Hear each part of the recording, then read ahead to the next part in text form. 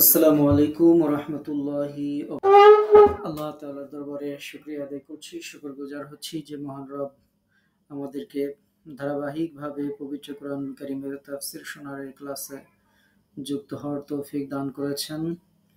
যে আল্লাহ তাআলা শারীরিক ও মানসিকভাবে সুস্থতা দান করেছেন, এই পৃথিবীর আলো বাতাসে হায়াত দিয়ে যে আল্লাহ তাআলা এখনো পর্যন্ত বাঁচিয়ে রেখেছেন, এজন্য সেই মহান মনিবের দরবারে কালিমাতুশ শুকর আদায় করছি। আমরা পড়ছি আলহামদুলিল্লাহ। দরুদ ও সালাম জানাচ্ছি আমাদের প্রিয় নবী সৈয়দুল মুরসালিন রাহমাতুল লিল আলামিন সিরাজ মুনীরা প্রিয় নবী মুহাম্মদুর রাসূলুল্লাহ, আমরা পড়ছি সাল্লাল্লাহু আলাইহি ওয়াসাল্লাম এর প্রতি। আল্লাহ তাআলার কাছে আমরা প্রার্থনা করছি মহান রব একান্ত মেহেরবানি করে আমাদের এই তাফসীর শোনাকে আমাদের দুনিয়ার জীবনে বরকত এবং পরকালীন জীবনে আল্লাহ পাক রব্বুল আলামিন মুক্তি ও নাজাতের ওসিলা হিসেবে কবুল করে নিন। এই কামনায় আমরা আমাদের আজকের তাফসীরের ক্লাস শুরু করছি ইনশাআল্লাহ। আমরা গতদিন পবিত্র কুরআনুল কারীমের ৭৬ নম্বর সূরা, সূরা আদ-দাহর, যে সূরার আরেকটি নাম হচ্ছে সূরা ইনসান, এই সূরার ১ থেকে ১২ আয়াত পর্যন্ত তাফসীর শুনেছিলাম। আজকে আমরা ১৩ আয়াত থেকে শুনব ইনশাআল্লাহ। আল্লাহ তাআলা জাল্লা শানুহু ১৩ নম্বর আয়াতে বলছেন, যে আয়াতগুলো আমরা তাফসীর শুনবো তার অর্থটা একটু জেনে নেই। রব্বুল আলামিন বলছেন মুত্তাকিইনা ফিহা, মুত্তাকিইন হেলান দিয়ে যারা বসে তাদেরকে মুত্তাকিইন বলা হয়। তো হেলান দিয়ে বসবে, ফিহা তার মধ্যে, আলাল আরাইক, আলা মানে উপরে, আরাইক মানে যে আসনগুলো উঁচু থাকে, সুউচ্চ আসন বলে, এই উচ্চ আসনে তারা হেলান দিয়ে বসবে। লা ইয়ারাউনা তারা দেখবে না, ফিহা তার মধ্যে, শামসান সূর্যের যে রৌদ্রতাপ, এই রৌদ্রতাপ গরম এইটা তারা দেখবে না। আর হচ্ছে ওয়ালা জামহারিরা, আবার খুব শীতও তারা দেখবে না, শীতের যে প্রকোপ অত্যাধিক শীত যেটি সেটাও তারা দেখবে না। তাহলে এর অর্থ হচ্ছে তারা সেখানে সুউচ্চ আসনে হেলান দিয়ে আসীন থাকবে, তারা সেখানে কোনো অতিশয় গরম দেখবে না আর অত্যাধিক শীতও দেখবে না। আল্লাহ তাআলা এরপর ১৪ নম্বর আয়াতে বলছেন ওয়াদানিয়াতান, দানিয়া, দানি এবং ওয়া মানে এবং দানিয়া মানে হচ্ছে কাছে, নিকটে, একেবারেই হাতের নাগালে আর কি। আলাইহিম তাদের উপর, জিলালুহা তার ছায়া, ওয়াযুল্লিলাত এবং আয়াত্তদিন করা হবে, কুতুফুহা তার ফলসমূহ, তাযলিলা পরিপূর্ণ আয়াত্তাধীন। তাহলে তাদের উপর সন্নিহিত থাকবে উদ্যানের ছায়া, আর ফলের থোকাসমূহ তাদের সম্পূর্ণ আয়াত্তাধীন থাকবে, আয়াত্তের অধীনে থাকবে, হাতের নিকটে থাকবে। তাহলে এর অর্থ হচ্ছে যে আর তাদের উপর সন্নিহিত থাকবে গাছের ছায়া এবং তার ফলমূলের থোকাসমূহ সম্পূর্ণরূপে তাদের আয়াত্তাধীন করা হবে। ওয়ায়ুতাফু আলাইহিম, ওয়ায়ুতাফ এবং তাওয়াফ করবে, তাওয়াফ করানো হবে। তাওয়াফ করা মানে কি? হজের সময় তাওয়াফ যে করা হয়, তাওয়াফ মানে ঘোরা, আবর্তিত করা, ঘুরবে। কে ঘুরবে? আলাইহিম তাদের উপর, বিআনিয়া পানপাত্রকে ঘোরানো হবে। এই যে পানপাত্র, এই পানপাত্র মিন ফিদ্দাহ, এটা হবে রৌপ্য নির্মিত। ওয়া আকওয়াব এবং পেয়ালাগুলো কানাত হবে কওয়ারিরা কাচের মতো। তাহলে তাদের চারপাশে ঘুরতে থাকবে বা আবর্তিত হবে রৌপ্য পাত্র ও স্ফটিক স্বচ্ছ পানপত্র। অথবা আমরা এটার এরকম অর্থ করতে পারি যে আর তাদের উপর ঘুরে ঘুরে পরিবেশন করা হবে রৌপ্য পাত্রে এবং স্ফটিক স্বচ্ছ পানপত্রে। কওয়ারিরা মিন ফিদ্দাহ, কওয়ারির মানে হচ্ছে কাচ, মিন ফিদ্দাহ রৌপ্য নির্মিত, কদ্দারুহা এবং তারা তা ভরবে, কদ্দারুহা একেবারে পরিমাণ মতো তারা ভরবে, তাকদীরা পরিমিত পরিমাণ পরিমাণ পরিমিত পরিমাণ তারা ভরবে। ওয়ায়ুসকাউনা ফিহা ওয়ায়ুসকাউনা এবং তাদেরকে পান করানো হবে, ফিহা তার মধ্যে, কাআসান, কাআসান মানে হচ্ছে সুরা, তাদেরকে সুরা পান করানো হবে। তারপর সুরা মানে পানীয় আর কি।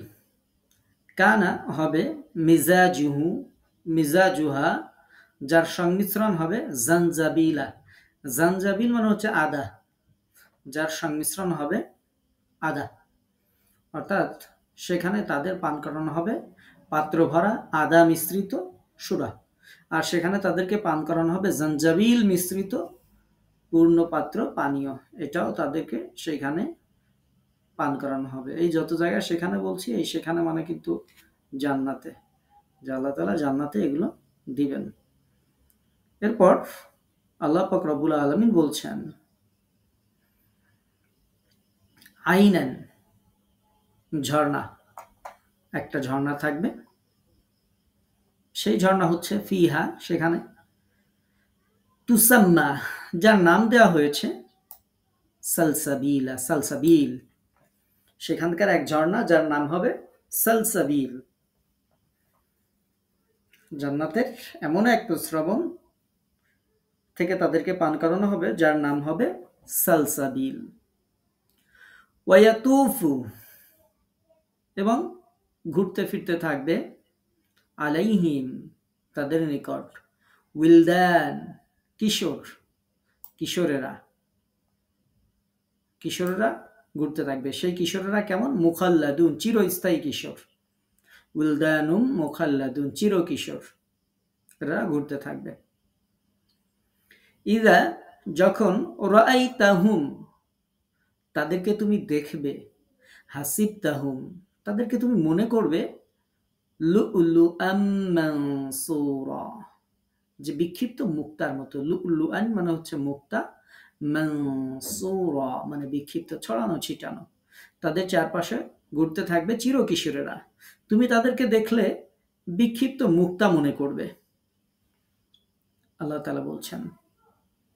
এরপর ওয়া ইযা রাআইতা আর তুমি যখন তা দেখবে, সুম্মা রাআইতা সরি সাম্মা, সুম্মা না সাম্মা, রাআইতা সেখানে দেখবে, নাঈমান মানে নিয়ামত, ওয়া মুলকান মালিকানা রাজত্ব সাম্রাজ্য, কাবীরা বিরাট, আর তুমি সেখানে, তুমি যখন দেখবে তুমি সেখানে দেখতে পাবে যে স্বাচ্ছন্দ্য থাকবে, নিয়ামত থাকবে এবং বিরাট সাম্রাজ্য থাকবে। এরপর আল্লাহ তাআলা বলছেন আলিয়াহুম সিয়াব, আলিয়াহুম তাদের উপর, সিয়াব মানে পোশাক, তাদের উপর পোশাক, সুন্দুসিন সূক্ষ্ম রেশমের পোশাক, খুদরুন সবুজ, সবুজ সূক্ষ্ম রেশমের পোশাক, ওয়া ইস্তাবরাক এবং যেটাতে বুটিদার থাকবে আর কি, ওয়া হুল্লু এবং তাদের অলংকার হবে আসাউবিরা কঙ্কনের,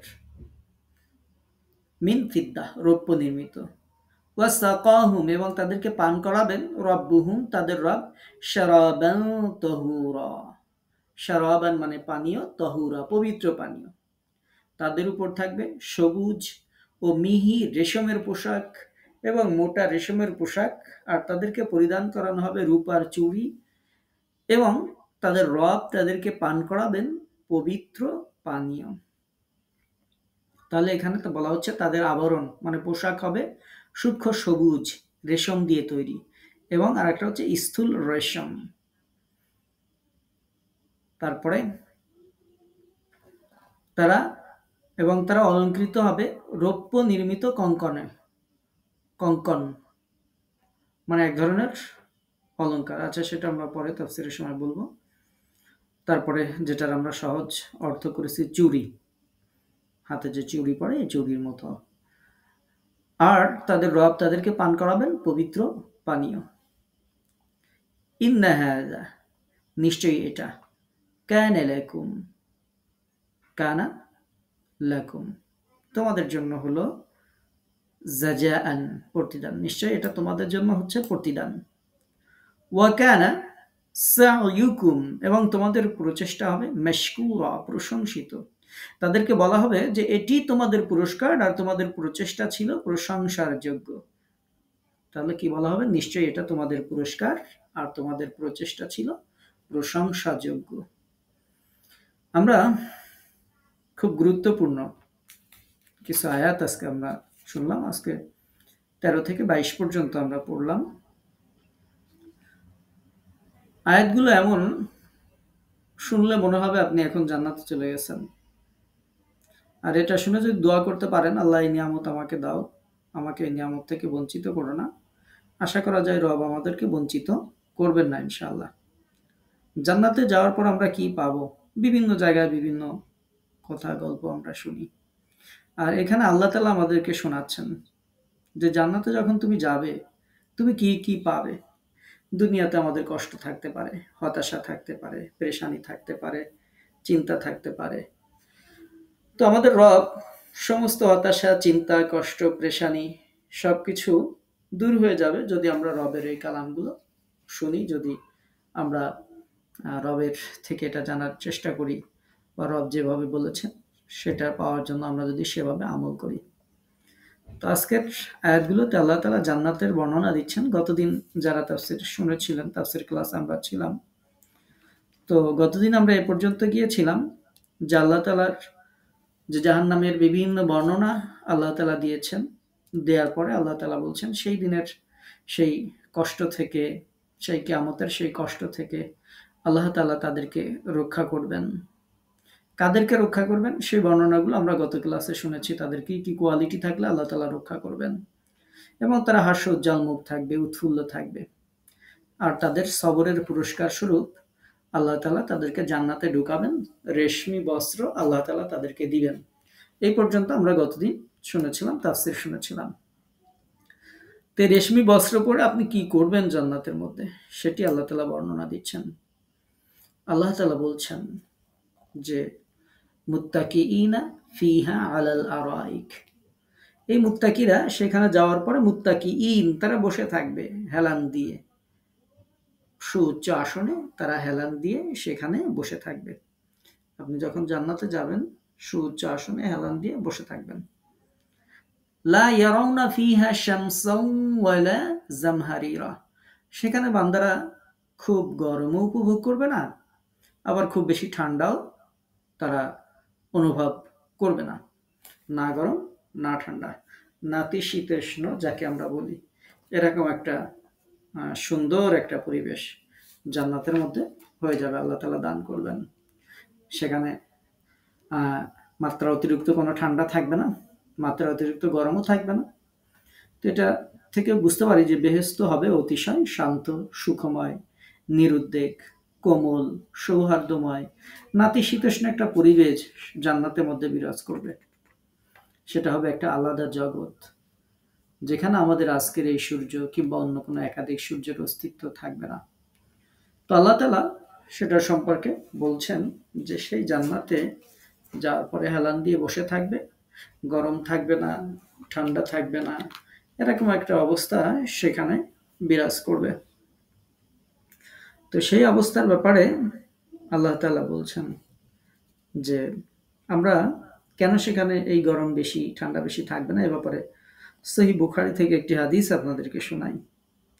কারণ খুব গরম আর খুব শীত এটা জাহান্নাম থেকে নির্গত হয়। জান্নাতবাসীরা কোনো ক্রমেই এই খুব গরম বা খুব শীত পাবে না। হাদিসে এসেছে রাসূলুল্লাহ সাল্লাল্লাহু আলাইহি ওয়াসাল্লাম বলেছেন, জাহান্নাম তার রবের কাছে অভিযোগ করলো যে হে রব, আমার এক অংশ অপর অংশকে শেষ করে দিল, মানে আমার গরম অংশ আমার ঠান্ডা অংশকে শেষ করে দিল।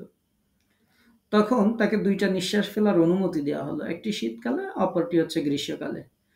আর সেটাই তার কঠিন গরম আকারে গ্রীষ্মকালে তোমরা পাও, আর কঠিন শীত আকারে শীতকালে তোমরা অনুভব করো। এই হাদিসটি সহি বুখারীতে এসেছে, সহি মুসলিমের মধ্যে এই হাদিসটি এসেছে। তাহলে আমরা এটার ব্যাপারে জানলাম যে জান্নাতে খুব বেশি গরম থাকবে না, খুব বেশি ঠান্ডা থাকবে না, নাতিশীতোষ্ণ আবহাওয়া থাকবে। তো সেখানে আপনি এই নাতিশীতোষ্ণ আবহাওয়ার মধ্যে মুত্তাকিইন, এই যে ইত্তাকা শব্দের উদ্দেশ্য হচ্ছে শয়ন করা, বা কুনুইতে ভর দিয়ে আমরা যেমন বসে থাকি, চার জানু পেতে বসা, বা কোমর লাগিয়ে হেলান দিয়ে বসা, এরকম গদি আটা থাকে যেখানে, এরকম বসাকে মুত্তাকিইন বলা হয়।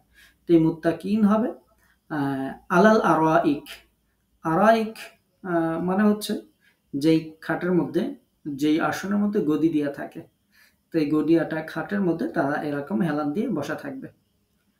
তো সেখানে তাদের প্রখর সূর্যের কোনো তাপের কষ্ট হবে না, অতিশয় শীত তারা বোধ করবে না, বরং সেখানে সদা সর্বদা বসন্তকালের মতো একটা আবহাওয়া বিরাজ করবে, গরম ঠান্ডা ঝামেলা থাকবে না।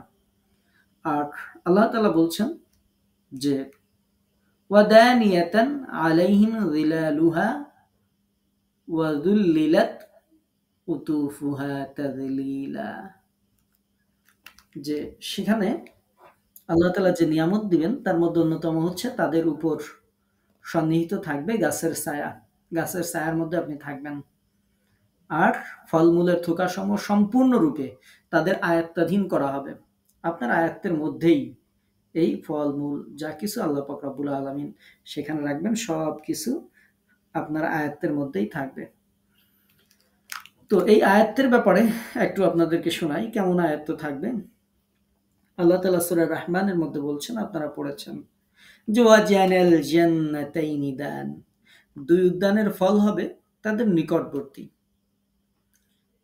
আর আমরা এখানে পাইলাম কুতুফুহা তাজলিলা, সম্পূর্ণরূপে আয়াত্তাধীন, ঝুলে থাকবে। আবার সূরা হাক্কা আমরা কয়েকদিন আগে পড়েছি, সেখানে ছিল কুতুফুহা দানিয়া, যে তার ফলরাশি অবনমিত থাকবে, নাগালের মধ্যে। তাহলে পবিত্র কুরআনুল কারীমের এই আয়াতগুলো আমরা দেখতে পাচ্ছি যে ফলগুলো একেবারে নাগারের মধ্যে থাকবে, কোথাও ঝুলে থাকার কথা বলা হয়েছে, কোথাও অবনমিত থাকার কথা বলা হয়েছে। তার মানেই হচ্ছে ইচ্ছা করলে তারা শুয়ে শুয়ে তা খেতে পারবে। তাফসির ইবনে কাসিরে আল্লামা ইবনে কাসির রাহিমাহুল্লাহ এটি উল্লেখ করেছেন যে যদি জান্নাতীরা শুয়ে থেকেই তা খেতে চায়, ওই অবস্থায় তার আয়াতের মধ্যে থাকবে, খেতে পারবে।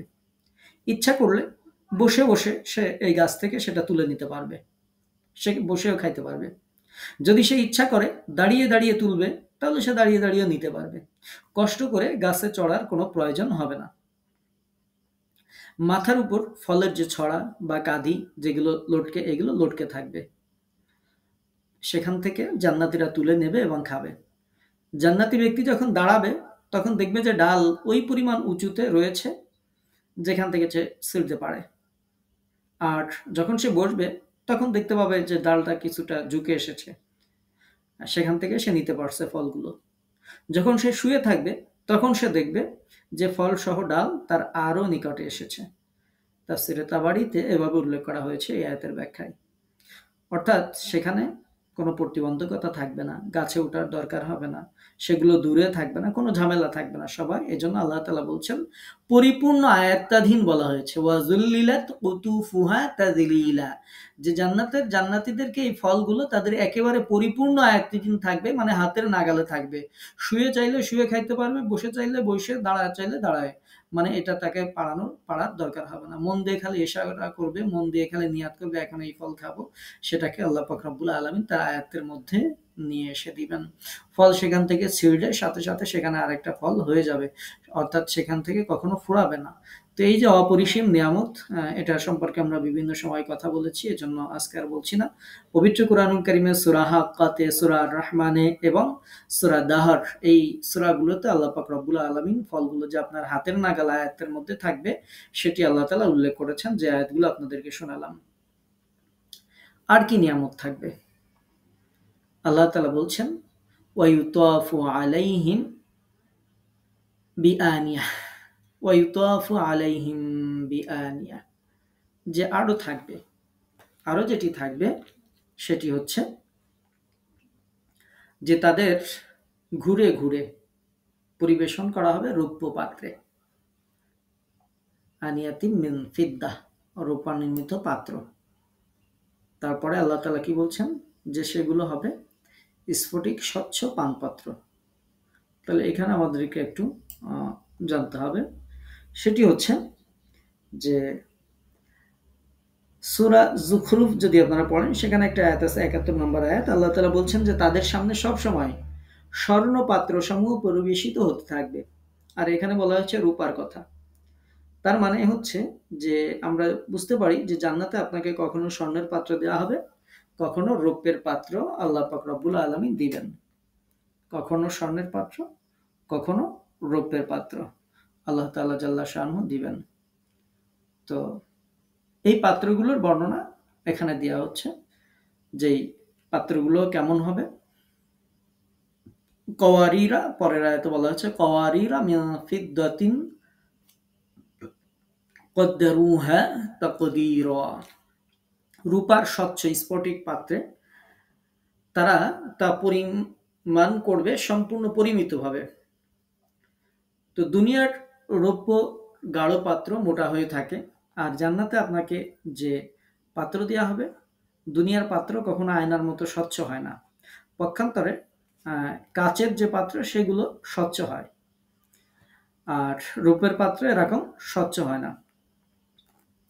জান্নাতের মধ্যে যেটা দেওয়া হবে সেখানে একটু ব্যতিক্রম থাকবে, যে সেখানকার রৌপ্য হবে আয়নার মতো স্বচ্ছ, কাচের মতো স্বচ্ছ হবে জান্নাতের রৌপ্য। ইবনে আব্বাস রাদিয়াল্লাহু তাআলা আনহুমা বলছেন যে জান্নাতের সব বস্তুর নজির দুনিয়াতে পাওয়া যায়, তবে দুনিয়ার রৌপ্য নির্মিত গিলাস ও পাত্র জান্নাতের পাত্রের ন্যায় স্বচ্ছ নয়, এটি তিনি উল্লেখ করেছেন। তাছাড়া অন্যান্য জিনিসের কিছুটা সাদৃশ্য দুনিয়াতেই পাওয়া যায়। তো সেখানে আপনাকে একদিকে দেখবেন যে সুশ্রী, সুদর্শন, কোমলমতি, অনুগত কিশোর যারা পরিচারক থাকবে, তারা নানা প্রকারের খাদ্য রৌপ্য পাত্রে সাজিয়ে নিয়ে দাঁড়িয়ে আছে। অপরদিকে দেখতে পাবে বিশুদ্ধ পানীয় পূর্ণ একেবারে রজত শুভ্র স্ফটিক পাত্র হাতে নিয়ে পরিবেশনকারীরা, সাকি যাদেরকে আমরা বলি, তারা আদেশের অপেক্ষামান রয়েছে। ওই পানপাত্রগুলি পরিষ্কার এবং স্বচ্ছতার দিক দিয়ে কাচের মতো এবং শুভ্রতার দিক দিয়ে রৌপ্যের মতো হবে।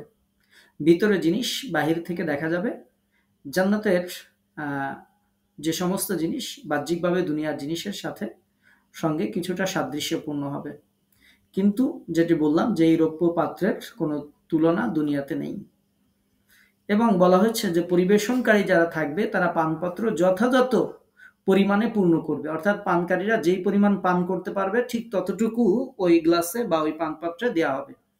ওই পানীয় পান করার পর কোনো কিছু বাঁচবে না, আবার অতৃপ্তিও থাকবে না। তো এরকম দেওয়া হবে। এটি এই আয়াতের ব্যাখ্যা, যেটি আল্লামা ইবনে আব্বাস রাদিয়াল্লাহু তাআলা আনহু, মুজাহিদ রাহিমাহুল্লাহ সহ বিভিন্ন তাফসীর কারকগণ এটি উল্লেখ করেছেন। তো জান্নাতের মধ্যে সেই পানপাত্র তাহলে আমরা জানলাম যে সেখানে এরকম স্বচ্ছ পানপাত্র দেওয়া হবে। প্রত্যেক ব্যক্তিকে তার চাহিদা অনুপাতে পানপাত্র ভরে দেওয়া হবে। তা তাদের চাহিদা থেকে কম হবে না, বেশিও হবে না। অন্য কথায় জান্নাতের খাদেমরা এত সতর্ক থাকবে এবং সুবিবেচক হবে যে যাকে তারা পানপাত্র পরিবেশন করবে সে কি পরিমাণ শরাব পান করতে চায় সে সম্পর্কে তারা পুরোপুরি আন্দাজ করতে পারবে। আর আরেক অর্থ হবে জান্নাতীরা নিজেরাই তাদের ইচ্ছা অনুসারে যথাযথ পরিমাণ নির্ধারণ করে নিবে। তো আল্লাহু আলাম জান্নাতের মধ্যে, তবে যেটুকু আপনি পান করবেন গ্লাসের মধ্যে অবশিষ্ট থাকবে না, আপনার অতৃপ্তিও থাকবে না, এরকম পরিমিত পরিমাণ তারা দিবে। এরপরে আসেন একটা আদার কথা বলি। আল্লাহ তাআলা বলছেন ওয়ায়ুসকাউনা, তাদেরকে পান করানো হবে, ফিহা সেখানে কাআসান কানা মিজাজুহা জানজাবিলা, তাদেরকে সেখানে যে সুরা পান করানো হবে সেটার যে মিশ্রণ সেটা হবে জাঞ্জাবিল। জাঞ্জাবিলের অর্থ বলেছি যে আদা। তো এই আদা দুনিয়ার মতো আদা হবে না, কোন আদা হবে আল্লাহ তাআলাই ভালো জানেন। জাঞ্জাবিল বলা হয় হচ্ছে যে এটার যে আবিধানিক অর্থ সেটা হচ্ছে শুকনো যে আদা, সেই শুকনো আদাকে জাঞ্জাবিল বলা হয়। ইমাম কাতাদা রাহিমাহুল্লাহ বলছেন জাঞ্জাবিল বা আদা মিশ্রিত হবে যে সুরা পান করতে দেওয়া হবে এর মধ্যে। তো আরবরা স্বাভাবিকভাবে শরাবে এর মিশ্রণ পছন্দ করত, তাই জান্নাতেও একে পছন্দ করা হয়েছে। মূলত জান্নাতের বস্তু এবং দুনিয়ার বস্তু নামের মধ্যেই কেবল অভিন্ন, বৈশিষ্ট্যের দিক দিয়ে উভয়ের মধ্যে অনেক ব্যবধান। তাই দুনিয়ার আদার আলোকে জান্নাতের আদারকে বোঝার কোনো উপায় নেই। এটি বলছেন ফাথুল কাদিরে উল্লেখ করা হয়েছে। ইমাম মুজাহিদ রাহিমাহুল্লাহ বলছেন এখানে জাঞ্জাবিল বলে একটি ঝর্ণা ধারাকে বোঝানো হয়েছে যা থেকে মুকাররাবিন বা নৈকট্য যে ব্যক্তিগণ তারা পান করবেন। তবে অধিকাংশ তাফসীরকারগণ জাঞ্জাবিল বলে আদাকে বুঝিয়েছেন। তো সেই আদা কেমন হবে এটি আল্লাহু আলাম, আল্লাহ তাআলাই ভালো জানেন। যে জান্নাতীরা এই সমস্ত যে দুষ্প্রাপ্য যে পাত্রগুলোর কথা বলা হলো সেই পাত্রে সুস্বাদু, আনন্দদায়ক, নেশাবিহীন সূরা প্রাপ্ত হবে এবং সেগুলোর মধ্যে জাঞ্জাবিল বা আদা মিশ্রিত করে তাদেরকে দেয়া হবে। যেমন আমরা ইতিপূর্বে তাফসিরের মধ্যে শুনেছিলাম যে কাফুরের পানি দ্বারা মিশ্রিত করে দেয়া হবে। তার মানেই হচ্ছে যে কখনো এই ঠান্ডা পানি মিশ্রণ করা হবে, কখনো তাদের শরাব দেওয়া হবে গরম পানি মিশ্রণ করে, যাতে সমতা রক্ষা হয়, নাতিশীতোষ্ণ হয়ে যায়। এবং এটা সৎকর্মশীল লোক যারা তাদেরকেই আল্লাহ পাক রব্বুল আলামিন দিবেন। এবং সেই সাথে কি দিবেন? আল্লাহ তাআলা বলছেন আইনান, এই যে পানি পান করানো হবে, সূরা পান করানো হবে, আইনান ফিহা তুসাম্মা সালসাবিলা, সেটা হচ্ছে জান্নাতের এমন একটা প্রস্রবণ থেকে যার নাম হচ্ছে সালসাবিল। তাহলে এবার আমাদেরকে জানতে হবে যে সালসাবিল কি। এই শব্দগুলো আমরা যদি জেনে রাখি তাহলে আমাদের জন্য সহজ হবে কোরআনিক ল্যাঙ্গুয়েজ বা কোরআন থেকে অর্থ করার জন্য আপনাদের জন্য সহজ হবে। যেমন জাঞ্জাবিল একটা আরবি শিখলেন, যেটা মানে হচ্ছে শুকনা আদাকে জাঞ্জাবিল বলা হয়েছে পবিত্র কোরআনে। সালসাবিল কি? সালসাবিল হচ্ছে এটা হচ্ছে একটা ঝর্ণা জান্নাতের মধ্যে, প্রাকৃতিক একটা ঝর্ণা দ্বারা নাম হচ্ছে সালসাবিল। একটি হাদিসে এসেছে আল্লাহ রাসূল সাল্লাল্লাহু আলাইহি ওয়াসাল্লামের সাথে একজন ইহুদির কথা হচ্ছিল।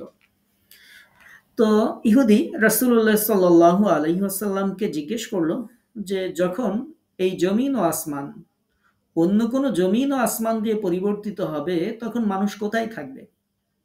রাসূলুল্লাহ সাল্লাল্লাহু আলাইহি ওয়াসাল্লাম তাকে বলেছিলেন যে তারা পুলসিরাতের নিকটে অন্ধকারে থাকবে। তো ইহুদি আবার বলল, কারা সর্বপ্রথম পার হবে?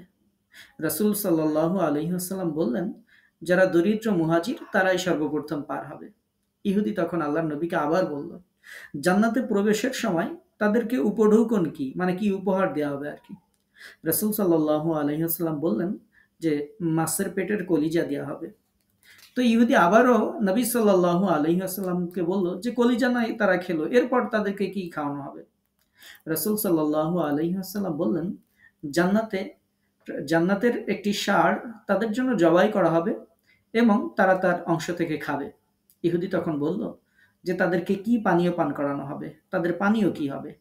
রাসূলুল্লাহ সাল্লাল্লাহু আলাইহি ওয়াসাল্লাম বললেন যে একটি ঝর্ণাধারা থেকে তাদেরকে পান করানো হবে যার নাম হচ্ছে সালসাবিল। সহিহ মুসলিমে হাদিসটি এসেছে। তো এই যে সালসাবিল, তাহলে এটা জান্নাতের মধ্যে একটা ঝর্ণার ধারার নাম, যেই ঝর্ণা ধারা থেকে আপনি আমরা ইনশাআল্লাহ জান্নাতে যাওয়ার পরে পান করব। আল্লাহ তাআলা কবুল করুন।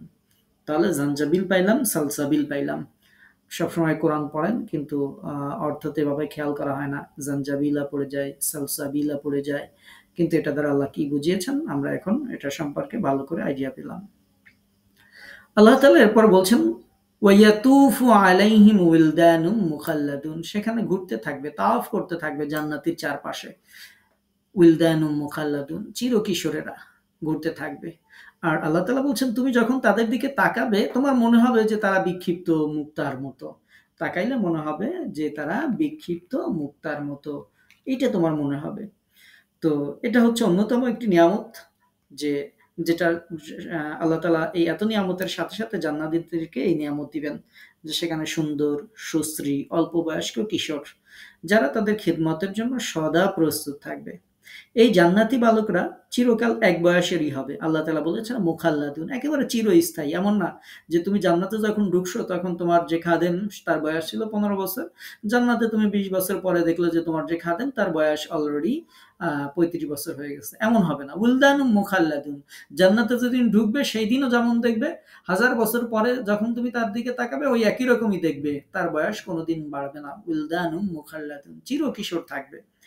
আহ, এটা আল্লাহ এক বয়সেরই থাকবে আর কি, তাদের বয়সের কোনো পরিবর্তন হবে না। তাদেরকে মনে হবে, আল্লাহ তাআলা বলছেন যে ইদা রাআইতাহুম, যখন তুমি তোমার এই খাদেমদের দিকে তাকাবে, হাসিবিতাহুম, তুমি ধারণা করবে, মনে করবে যে লুলুআম মানসুরা, যেন এরা বিক্ষিপ্ত মুক্তার মতো ছড়িয়ে ছিটিয়ে আসে। এখন এই বালকদের দিকে তাকাইলে মুক্তার মতো কেন মনে হবে? আপনার মনে প্রশ্ন জাগতে পারে যে যারা ছেলে এরকম বালক মানুষ, তো তাদের দিকে তাকাইলে মুক্তার কথা আমার কেন মনে আসবে? মুক্তার কথা মনে আসবে এজন্য যে তারা দুনিয়াতে স্বাভাবিকভাবে মানুষেরা যারা কাজের লোক থাকে তাদের জামা কাপড় এভাবে পরিষ্কার পরিচ্ছন্ন থাকে না। তারপরে দেখা যায় যে খুব ভালো কোয়ালিটির জামা কাপড় তারা পরে না। যার কারণে তাদের দিকে দেখা যাচ্ছে মানুষেরা ওইভাবে গুরুত্ব দেয় না। কিন্তু জান্নাতে আপনার যে খাদেম যারা হবে তারা এরকম থাকবে না। তারা দেখলে মুক্তার মতো মনে হবে, কারণ হচ্ছে তারা মূল্যবান পোশাক পরা থাকবে, মূল্যবান অলংকার পরিহিত, বিভিন্ন কাজে তারা এদিক ওদিক ছোটাছুটি করতে থাকবে। তো এই মূল্যবান অলংকার তাদের শরীরে থাকবে হিউজ পরিমাণের, তারপরে মূল্যবান পোশাক থাকবে। তো এই পোশাক আর এই অলংকারের দিক যখন মানুষ তাকাবে তখন মনে হবে যে মনে হয় মুক্তা দৌড়দৌড়ি করতেছে। এই জন্য বলা হয়েছে যে বিক্ষিপ্ত মুক্তার মতো। তো তারা দৌড়াদৌড়ি করতে থাকবে আপনার মতের জন্য, কেউ এটা আনবে কেউ ওটা আনবে, কি খাবেন আপনি, কি করবেন আপনি, কি দরকার আপনার, সব কিছুর জন্য তারা একেবারে তৎপর থাকবে। তো এই কারণে তাদেরকে মনে হবে যে তারা ছড়ানো মণিমুক্তা। তো এর চেয়ে বড় উপমা তাদের জন্য আর কিছু হতে পারে না। তারা এই রূপ সৌন্দর্য, মূল্যবান পোশাক পরিচ্ছদ এবং অলঙ্কারাদি নিয়ে তাদের জান্নাতি মনিবদের খেদমাতের জন্য সদা সর্বদা এইদিক ওদিক দৌড়াদৌড়ি ছুটাছুটি করতে থাকবে। এজন্যই আল্লাহ পাক রব্বুল আলামিন এই কথা বলেছেন যে তুমি তাদের দিকে তাকাইলে তোমার মনে হবে যে তারা বিক্ষিপ্ত মুক্তার মতো। এরপরে রব আমাদেরকে আরো সুন্দর করে বলছেন, এই তোমাকে যে খাদেম যারা তাদেরকে তোমাকে দেয়া হলো, এরপরে শুধু এখানেই শেষ না। ওয়া ইযা রাআইতা, তুমি যখন দেখবে, লাম্মা রাআইতা, তখন তুমি দেখতে পাবে নাঈমান ওয়া মুলকান কাবীরা, তুমি তখন নিয়ামত দেখতে পাবে, স্বাচ্ছন্দ্য দেখতে পাবে, নিয়ামত দেখতে পাবে এবং বিশাল রাজ্য দেখতে পারবে। মুলকান কাবীরা, একটা বিশাল রাজ্য তুমি দেখতে পারবে। তো আল্লাহ তাআলা বলছেন, হে নবী, যখন তুমি সেখানে দেখবে, দেখতে পাবে যে ভোগ বিলাসের উপকরণ এবং বিশাল রাজ্য, নাইমা, যত ধরনের নিয়ামত আছে সমস্ত নিয়ামত ভোগ বিলাসের উপকরণ তুমি দেখতে পাবে আর বিশাল রাজ্য দেখতে পাবে। হাদিসে বর্ণিত হয়েছে যে আপনার সেই বিশাল রাজ্য কেমন হবে। নবী সাল্লাল্লাহু আলাইহি ওয়াসাল্লাম বলছেন যে সর্বশেষ যাকে জাহান্নাম থেকে বের করে জান্নাতে নিয়ে যাওয়া হবে, ব্যক্তি পাপ করছে, কিছুদিন জান্নাতে ছিল, তাকে পোড়ানো হয়েছে, তারপরে এরকম অবস্থা তার খারাপ হয়ে গেছিল জান্নাতের মধ্যে পুড়তে পুড়তে, তো এইরকম তাকে সর্বশেষ বের করা হয়েছে সুপারিশের মাধ্যমে বা যেভাবেই হোক। তো সর্বশেষ যাকে এভাবে বের টের করে জান্নাতে ঢুকানো হয়েছে, এরকম ব্যক্তিকে যখন জান্নাতে নিয়ে যাওয়া হবে তাকে মহান আল্লাহ বলবেন যে তোমার জন্য রয়েছে দুনিয়া পরিমাণ জিনিস এবং তারও 10 গুণ। শুধু একটা দুনিয়াতে যতটুকু ছিল শুধু তাই না, তার 10 গুণ। এটা হচ্ছে সর্বশেষ যেই ব্যক্তি জাহান্নামের মধ্যে থেকে পুড়ে সেকা টাকা খেয়ে সর্বশেষ যে জান্নাতে যাবে তার জন্য এরকম 10টা দুনিয়া সমান সাম্রাজ্য আল্লাহ তাআলা দিবেন। তো সুতরাং এটাই হচ্ছে মুলকান কাবীরা, যে আপনাকে নিয়ামত দেওয়া হবে, যত ধরনের নিয়ামত আছে, ভোগ বিলাসের যত উপকরণ আছে। দুনিয়াতে আপনি কিছুই ঠিক মতো করতে পারেন নাই। দুনিয়াতে যেমন একজন পুরুষ মানুষ, তাকে আল্লাহ তাআলা বলছেন তুমি স্বর্ণ ব্যবহার করবে না, আল্লাহ বলছেন তুমি রেশমি কাপড় ব্যবহার করবে না। এই জন্য দেখেন একটু আগেই যে আয়াত আমরা শুনলাম সেখানে আল্লাহ বলছে জান্নাতে যখন ঢুকানো হবে তোমাকে এই রেশমের বস্ত্রই তোমাকে আগে পরানো হবে। জান্নাতে যখন ঢুকানো হবে তখন তোমার শুধু অলংকার না, তখন তোমার যে পান পাত্র যেগুলো তুমি খাওয়া দাওয়া করবে, যেগুলো তোমার ক্রোকারিস থাকবে, সেগুলো সব আল্লাহ তাআলা বলছেন যে আমি স্বর্ণ দিয়ে তৈরি করে দিব। তো দুনিয়াতে আল্লাহ পাক রব্বুল আলামিন আপনাকে যে পরীক্ষা করেছেন, আপনি কষ্ট করেছেন, অনেক নিয়ামত আপনি উপভোগ করতে পারেন নাই, চাইলেই সব জায়গায় যাইতে পারেন নাই, সবাই উল্টাপাল্টা যা কিছু করছে, মন যা খুশি তাই করছে, আপনি সেটা করতে পারেন নাই, ঠিক মতো একটু ঘুমাইতে পারেন নাই, এদিকে ঘুমাইতে ঘুমাইতে দেখা যাচ্ছে তাহাজ্জুদের সময় উঠছেন, আবার এরপরে আবার একটু পরে ফজরের সময় উঠছেন, এদিকে জোহরের সময় আবার আপনি সালাত আদায় করেছেন, বিকেলে একটু গড়াগড়ি দিবেন তখন আবার আসরের সালাত আদায় করেছেন, সন্ধ্যায় একটু হাসি ঠাট্টা করবেন তখন আবার মাগরিব পড়েছেন, রাতের বেলা ঘুমাতে যাওয়ার আগে আবার ঈশা পড়ছেন। মানে সব সময় আপনার একটা রুটিন মাফিক কাজ ছিল, ডিউটি ছিল। তো সবাই যেভাবে গান বাজনা হই হুল্লোড় এটা সেটা কত কিছু করেছে, কিন্তু আল্লাহর প্রিয় বান্দারা তারা এটা করতে পারে নাই। তো যেহেতু তারা পারে নাই, এজন্য আল্লাহ তাআলা যত ধরনের নিয়ামত আছে দুনিয়াতে বান্দা যেগুলো ভোগ করতে পারে নাই, সব ধরনের নিয়ামত সেখানে আল্লাহ তাআলা তাকে দিয়ে দিবেন। বলছেন যে তুমি যখন তাকাবে, যেদিকে তাকাবে, লাম্মা রাআইতা তুমি দেখতে পাবে নাঈমা নিয়ামত, যত নিয়ামত ভোগ বিলাসের যত উপকরণ আছে সবকিছু তুমি সেখানে দেখতে পাবে, এবং তার কোনো জিনিসের সাদৃশ্য জিনিস দুনিয়াতে নেই। না কোনো চোখ সেটা দেখেছে, না কোনো অন্তর সেটা কল্পনা করতে পারে, না কোনো বিবেক সেটাকে ভাবতে পারে। অর্থাৎ এত নিয়ামত আল্লাহ তাআলা দিবেন সেটার কল্পনা করা দুনিয়াতে সম্ভব নয়। তো আপনারা ভাবেন যে দুনিয়াতে কল্পনা করা সম্ভব নয়, কল্পনাতীত কি নিয়ামত আল্লাহ তাআলা দিতে পারেন। কল্পনাতীত অসংখ্য অগণিত নিয়ামত আল্লাহ পাক রব্বুল আলামিন দিতে পারেন। এটার জন্য ছোট্ট একটা উদাহরণ দিলে আপনারা বুঝতে পারবেন। মনে করেন মায়ের পেটে ২ টা শিশু আছে, যমজ। যারা টুইন বেবি মনে করেন মায়ের পেটের মধ্যে আছে। তো তাদের মধ্যে কথোপকথন হচ্ছে, ধরে নেন যে একজন বলছে এরপরে আমরা এমন এক জগতে যাব, যেই জগৎ হবে আমরা এখন যেখানে আছি এটার থেকে কোটি কোটি কোটি কোটি কোটি গুণ বড়, এত বড় একটা জগৎ হবে। এখন আমাদের সরাসরি খাবার পেটের মধ্যে ঢুকছে, তখন আমাদের খাবার সরাসরি পেটের মধ্যে ঢুকবে না, গাল দিয়ে খাইতে হবে, আমাদেরকে চিবাইতে হবে, সেখানে আমাদেরকে এভাবে নিঃশ্বাস নিতে হবে, এই করতে হবে সেই করতে হবে। আরেকজন বলছে যা এটা আবার সম্ভব নাকি, আমরা এখানে আছি এই যে ছোট্ট একটা জগতের মধ্যে, কত সুন্দর, খাওয়া লাগে না, কিছুই করা লাগে না, সারাদিনের মধ্যে খেলাধুলা করি, ঘুমায় থাকি, আলাদা পেটের সাথে আল্লাহ তাআলা লাইন করে দিয়েছেন, এখান থেকে খাই, সেখান থেকে আবার আলাদা মুখ দিয়ে কিভাবে খাবো, এত বড় জগতের মধ্যে কিভাবে ঘুরবো, এটা কি সম্ভব নাকি? তো একজন অস্বীকার করছে, মনে করেন একজন স্বীকার করছে। তো সেই মায়ের পেটে থাকতে যেমন দুনিয়াটা কল্পনায় বিশ্বাস করা যায় না যে আসলে এত বড় কিছু থাকতে পারে, এটা থাকতে পারে, নদী থাকতে পারে, সাগর থাকতে পারে, মহাসাগর থাকতে পারে। পেটের বাচ্চাকে যদি বলা হয় ধরেন তার আকল দিয়ে, তাহলে তার এটা বিশ্বাস করা যেমন কষ্টকর, দুনিয়ায় থাকতে জান্নাতের যত নিয়ামত আল্লাহ তাআলা দিবেন, যাদের মনে সন্দেহ আছে, সংশয় আছে, তাদের মনে এটা চিন্তা করা কখনোই সম্ভব না। আমরা মুমিন মুত্তাকি মুসলিম মানুষ, আমরা বিশ্বাস করি যে আল্লাহ পাক রব্বুল আলামিন আমাদের এত নিয়ামত দিবেন, কত নিয়ামত দিবেন আমরা জানি না, কিন্তু আমরা জানি সেই নিয়ামত দুনিয়ার কোনো চোখ দেখে নাই, দুনিয়ার কোনো অন্তর কল্পনাও করতে পারে না। এত নিয়ামত আল্লাহ তাআলা দিবেন। আল্লাহ তাআলা বলছেন রাআইতা তুমি দেখবে, মানে দেখবে মানে যেদিকেই তুমি তাকাবে নাঈমা এই নিয়ামতে ভরপুর তুমি দেখতে পাবে, ওয়া মুলকান কাবীরা, আর শুধু তাই না, দুনিয়াতে তোমার তেমন কিছুই ছিল না, সেখানে এরকম ১০ দুনিয়ার সমপরিমাণ সর্বনিম্ন স্ট্যাটাসের যেই জান্নাতি, তাকেও এরকম একটি জান্নাত মুলকান কাবীরা, আল্লাহ তাআলা এরকম একটি বড় সাম্রাজ্য তাকেও আল্লাহ পাক রব্বুল আলামিন দান করবেন। তাহলে এটা আমরা জানলাম। তো তার মানে সর্ব নিচের জান্নাতি যদি এটা পায়, তাহলে আপনারা যারা উপরে থাকবেন, জান্নাতের উঁচু স্তরে থাকবেন, আপনারা কত বেশি পাবেন শুয়ে শুয়ে ভাববেন ইনশাআল্লাহ। তো আল্লাহ তাআলা জাল্লা শাআনহু এরপরে বলছেন যে আপনি সেখানে পোশাকের ব্যাপারে আল্লাহ তাআলা এরপরে উল্লেখ করছেন, আলিয়াহুম সিয়াবু সুন্দুসিন। আল্লাহ তাআলা জাল্লা শাআনহু বলছেন যে তাদের এখানে যে পোশাক হবে, সেই পোশাক হবে রেশমের। আল্লাহ পাক রব্বুল আলামিন উল্লেখ করছেন রেশমি পোশাক আপনি সেখানে পরবেন। একেবারেই সুন্দুস মানে হচ্ছে সূক্ষ্ম যে রেশম, সেই সূক্ষ্ম রেশমকে সুন্দুস বলা হয়, এবং সেটা কোন কালারের হবে সেটি আল্লাহ তাআলা বলে দিয়েছেন যে সেই কালার হবে সবুজ। তার মানে জান্নাতে আপনি যে পোশাকটা পরবেন সেটা সবুজ কালার হবে। তা দুনিয়াতে আমরা একটু সবুজ টবুজ পরতে পারি, যে জান্নাতে যাওয়ার আগেই একটু পরে টরে নিলাম যেন আল্লাহ তাআলা এটার ওসিলায় কবুল করে জান্নাতে নিয়ে যায়। তো জান্নাতে আপনি যখন যাবেন, রেশমের সূক্ষ্ম রেশমের সবুজ পোশাক আপনাকে পরানো হবে, এবং সূক্ষ্ম রেশমের সাথে সাথে স্থূল রেশমের পোশাক আপনাকে পরানো হবে। ওয়া ইস্তাবরাক বুটিদার যেটি একটু মোটা রেশমের পোশাক, সেটাও আপনাকে পরানো হবে।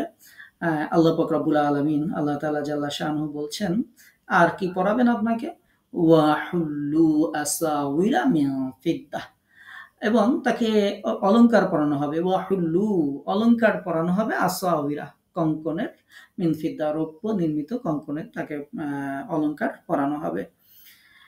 তো সেখানে তাহলে আমরা কঙ্কন মানে স্বাভাবিক বাংলায় আমরা চুড়ি বলি। তো এটাও হতে পারে, অন্য কিছু হতে পারে। আল্লাহ তাআলা জাল্লা শাআনহু ভালো জানেন যে এই যে আসাউির শব্দটা আমরা শুনলাম, এটা সোয়ারুম এর বহু বচন, অর্থ কঙ্কন, যা হাতে পরিধান করার অলংকার বিশেষ। তো সেই অলংকারটা চুরির মতো হবে না কেমন হবে, ব্যাসলেটের মতো হবে, সেটা আল্লাহ তাআলাই ভালো জানেন। তো হাতে পরার এরকম একটা অলংকার, সেটা হচ্ছে আসাউির, সিওয়ারুন এর বহু বচন। তো এরকম অলংকার আপনার হাতে আল্লাহ তাআলা পরায় দিবেন। তো এই আয়াতে রূপার কঙ্কন বা এরকম কিছু কথা বলা হয়েছে। অন্য কয়েক আয়াতে স্বর্ণের কঙ্কনের কথা উল্লেখ করা হয়েছে। আপনারা যদি সূরা কাহাফ পড়েন, সূরা কাহাফের ৩১ নম্বর আয়াতে, সূরা হাজ যদি পড়েন, সূরা হাজের ২৩ নম্বর আয়াতে, সূরা ফাতির যদি পড়েন, সূরা ফাতিরের ৩৩ নম্বর আয়াতে আল্লাহ পাক রব্বুল আলামিন বলছেন যে এই কঙ্কনগুলো স্বর্ণের হবে। আর এখন যে আয়াতটি আমরা পড়ছি, এই আয়াতে আল্লাহ তাআলা বলছেন যে এই কঙ্কন, এই ব্রেসলেট বা এই চুড়ির মতো কেমন হবে আল্লাহ তাআলাই ভালো জানেন, বাট তাদের এই হাতের এই অলংকারটা রৌপ্যের হবে। মূলত এই উভয়ের মাঝে কোনো বিরোধ নেই, কারণ কোনো কোনো সময় আল্লাহ আপনাকে রূপারটা পরাবেন, কোনো সময় আল্লাহ তাআলা আপনাকে স্বর্ণের কঙ্কন আপনাকে ব্যবহার করাবেন, আল্লাহ তাআলাই ভালো জানেন। অথবা যার যার মন মতো, কেউ রূপারটা পড়বে, কেউ স্বর্ণেরটা ব্যবহার করবে, আল্লাহ আলাম, আল্লাহ তাআলাই ভালো জানেন। এভাবে ইমাম ফাতহুল কাদির এর তাফসীরকারক তিনি এভাবে উল্লেখ করেছেন।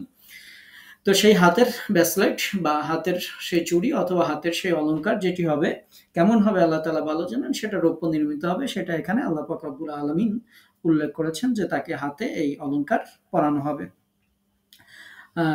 আর হচ্ছে এতে বলা হয়েছে যে এবং তাকে যেটা করা হবে, ওয়াসাকাহুম রব্বুহুম শারাবান তাহুরা, আল্লাহ তাআলা তাকে পবিত্র পানি তাকে পান করাবেন, তাদের রব তাকে পবিত্র পানি পান করাবেন।